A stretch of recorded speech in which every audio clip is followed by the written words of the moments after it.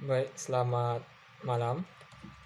Baik, pada kesempatan kali ini kami dari kelompok 9 mata kuliah Sistem Informasi Manajemen akan mencoba mempresentasikan atau memaparkan materi tentang keamanan informasi.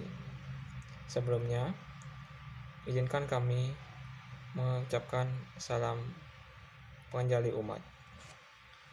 Om Swastiastu.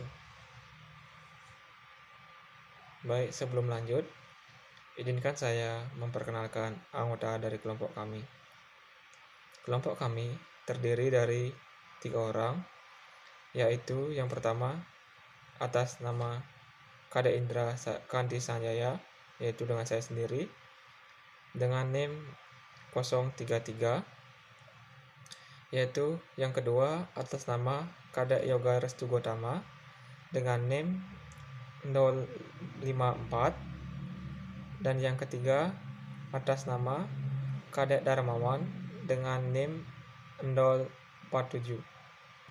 Baik, pada kesempatan kali ini kelompok kami akan membahas beberapa materi, yaitu yang pertama pengertian keamanan informasi, yang kedua tujuan keamanan informasi, yang ketiga manajemen keamanan informasi, yang keempat strategi dalam ISM atau Information Security Management, yang kelima yaitu ancaman keamanan sistem informasi, yang keenam yaitu risiko keamanan sistem informasi, yang ketujuh pentingnya keamanan sistem informasi, yang kedelapan dukungan pemerintah dan industri, yang ke-9 yaitu manajemen keberlangsungan bisnis.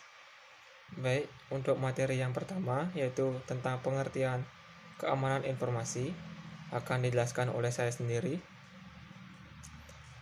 Keamanan informasi atau information security digunakan untuk mendeskripsikan perlindungan baik peralatan komputer dan non-komputer, fasilitas komputer, data, dan informasi dari penyalahgunaan pihak-pihak yang tidak berwenang. Saat ini, di kalangan industri sudah menyadari kebutuhan untuk mengamankan sumber daya informasi dari perusahaan mereka. Perhatian mereka nyaris terfokus secara eksklusif pada perlindungan peranti keras dan data, maka istilah keamanan sistem ini disebut dengan sistem security. Fokus sempit ini kemudian diperluas sehingga mencakup bukan hanya peranti keras dan data, namun juga peranti lunak, fasilitas komputer, dan personel. Baik, untuk materi yang kedua yaitu tujuan keamanan informasi. Dalam tujuan keamanan informasi ini ditujukan untuk mencapai 3 tujuan utama, yaitu sebagai berikut. Yang pertama yaitu ada kerahasiaan, ketersediaan, dan yang ketiga ada integritas. Baik, yang pertama yaitu kerahasiaan. Dalam kerahasiaan, perusahaan berusaha untuk melindungi data dan informasinya dari pengungkapan kepada orang-orang yang tidak berwenang. Yang kedua yaitu ada ketersediaan. Dalam ketersediaan, tujuan infrastruktur informasi yang dimiliki oleh perusahaan adalah menyediakan data dan informasi yang sedia, artinya sedia untuk pihak-pihak yang memiliki wewenang untuk menggunakannya. Yang ketiga yaitu integritas. Dalam integritas, semua sistem informasi harus memberikan representasi yang akurat atas sistem fisik yang dipresentasikan. Baik, materi yang ketiga yaitu manajemen keamanan informasi. Manajemen tidak hanya diharapkan untuk menjaga sumber daya informasi yang aman, namun juga diharapkan untuk menjaga perusahaan tersebut agar tetap berfungsi ketika terjadi suatu bencana pada sistem informasi atau data atau jebolnya sistem keamanan. Aktivitas untuk menjaga agar perusahaan dan sumber dayanya atau sumber daya informasinya tetap aman disebut manajemen keamanan informasi.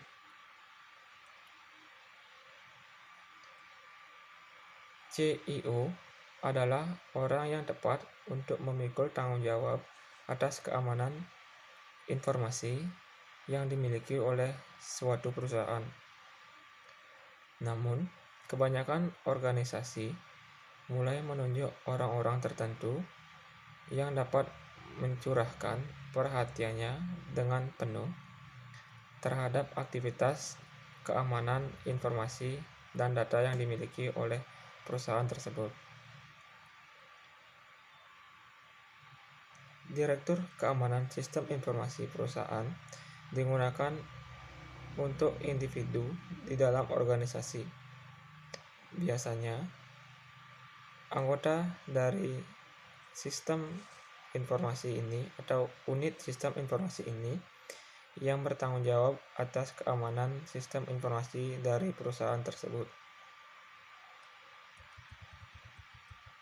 Namun, saat ini perubahan sedang dibuat untuk mencapai keamanan atau tingkat keamanan yang lebih tinggi dari sebelumnya.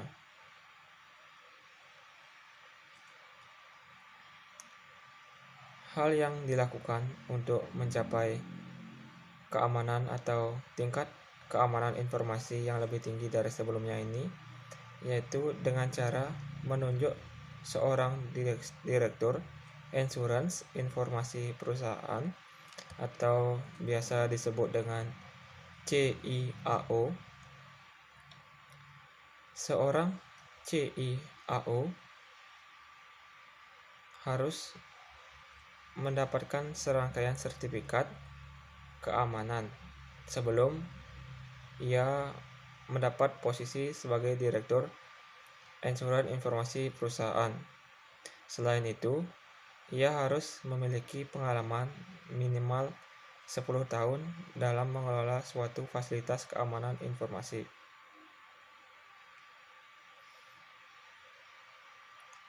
Pada bentuknya yang paling dasar, manajemen keamanan informasi terdiri dari atas 4 tahap, yaitu sebagai berikut.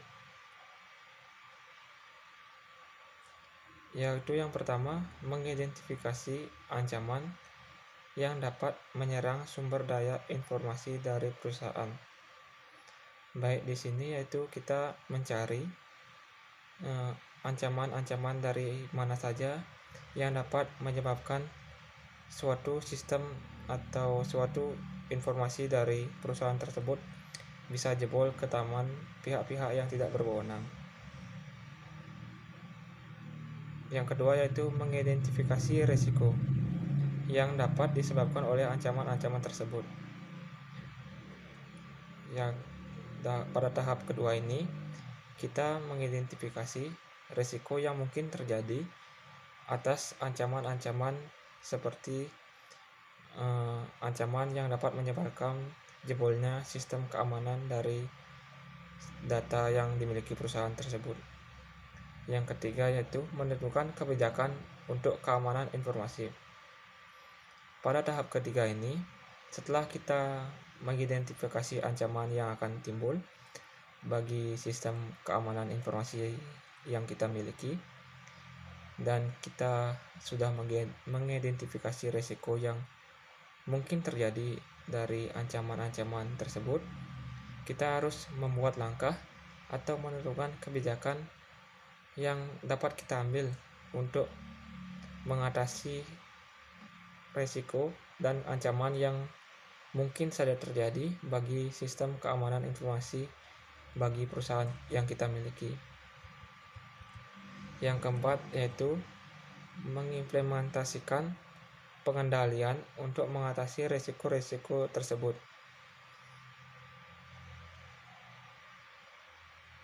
Baik, terima kasih.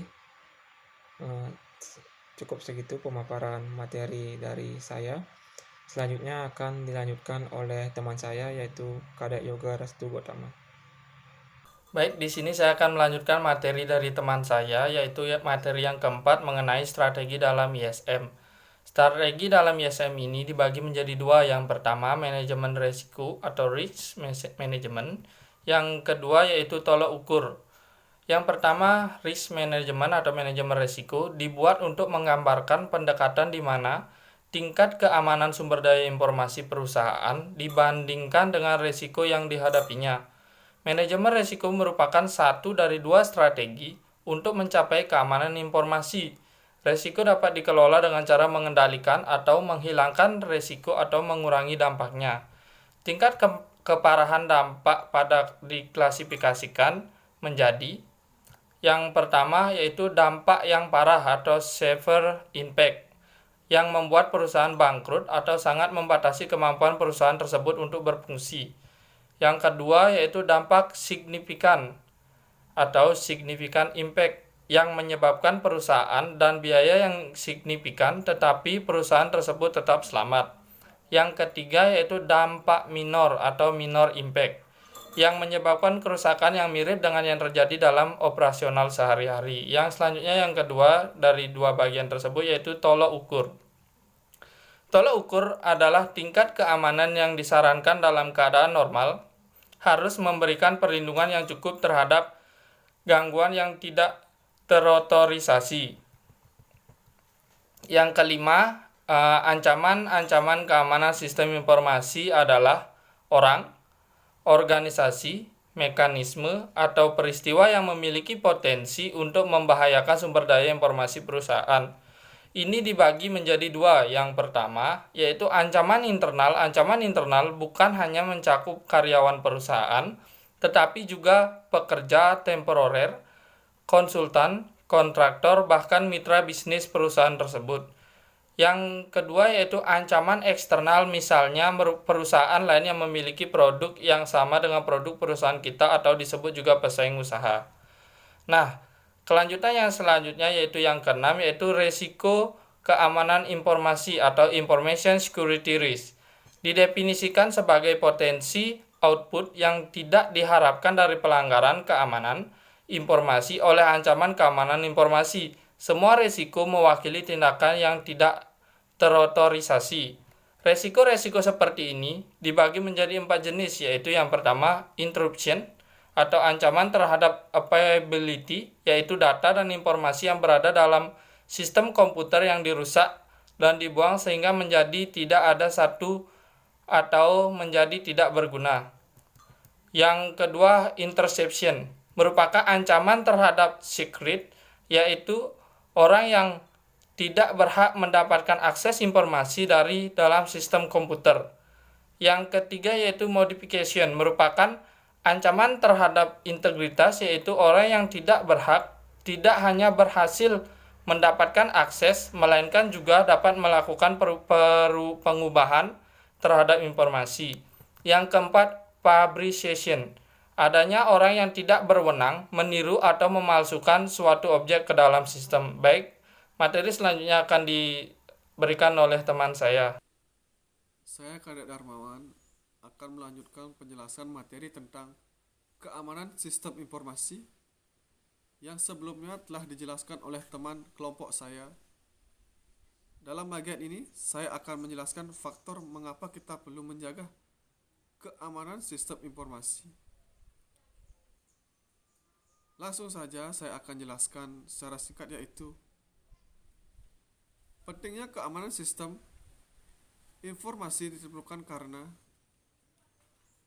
teknologi komunikasi modern yang membawa beraneka ragam dinamika dari dunia nyata ke dunia virtual.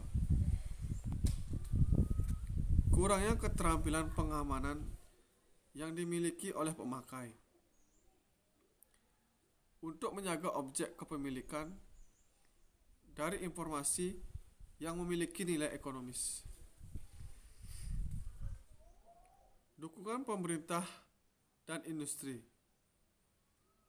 Beberapa organisasi pemerintah dan internasional telah menentukan standar-standar yang ditunjukkan untuk menjadi panduan bagi organisasi yang ingin mendapatkan keamanan informasi. Beberapa standar ini berbentuk tolak ukur yang telah diidentifikasi sebelumnya sebagai penyedia strategi alternatif untuk manajemen risiko. Beberapa pihak penentu standar menggunakan istilah baseline atau disebut juga dasar dan bukannya benchmark atau tolak ukur. Organisasi tidak diwajibkan menggunakan standar ini. Namun, standar ini ditujukan untuk memberikan bantuan kepada perusahaan dalam menentukan tingkat target keamanan. Manajemen keberlangsungan bisnis manajemen atau disebut Business Continuity Management atau BCM adalah aktivitas yang ditunjukkan untuk menentukan operasional setelah terjadi gangguan sistem informasi. Subrencana yang umum mencakup rencana darurat atau emergency plan. Terdiri dari cara-cara yang akan menjaga keamanan karyawan jika bencana terjadi, yaitu contohnya alarm bencana dan prosedur evakuasi. Rencana cadangan menyediakan fasilitas komputer cadangan yang bisa dipergunakan apabila fasilitas komputer yang biasa hancur atau rusak hingga tidak bisa digunakan. Rencana catatan penting atau Vital Records Plan merupakan dokumen kertas, mikrofon, dan media penyimpanan optis dan magnetis yang penting untuk meneruskan bisnis perusahaan. Baik, setelah pemaparan materi yang dilakukan oleh kelompok kami, dapat kami simpulkan bahwa keamanan informasi atau information security digunakan untuk mendeskripsikan perlindungan baik peralatan komputer dan non-komputer, fasilitas, data, dan informasi dari penyalahgunaan pihak-pihak yang tidak berwenang. Keamanan informasi ditujukan untuk mencapai 3 tujuan utama. Yang pertama yaitu kerahasiaan, yang kedua yaitu ketersediaan, yang ketiga yaitu integritas. Sedangkan ancaman keamanan informasi adalah orang, organisasi, mekanisme, atau peristiwa yang memiliki potensi untuk membahayakan sumber daya informasi perusahaan. Ancaman itu terdiri dari ancaman internal dan ancaman eksternal. Resiko keamanan informasi dapat didefinisikan sebagai potensi output yang tidak diharapkan dari pelanggaran keamanan informasi oleh ancaman keamanan informasi. Semua resiko mewakili tindakan yang tidak terotorisasi untuk mengendalikan ancaman, serta resiko keamanan informasi itu dapat dilakukan dengan berbagai pengendalian, yaitu pengendalian teknis, kriptografis, fisik, formal, dan informal. Sekian pemaparan materi dari kelompok kami. Semoga dapat bermanfaat sebagai tambahan referensi mengenai sistem keamanan informasi yang sangat penting bagi khalayak perusahaan-perusahaan yang ada di Indonesia. Mohon maaf yang sebesar-besarnya jika ada salah kata atau ucap dari saya. Saya ucapkan terima kasih. Om Santi Santi Santi.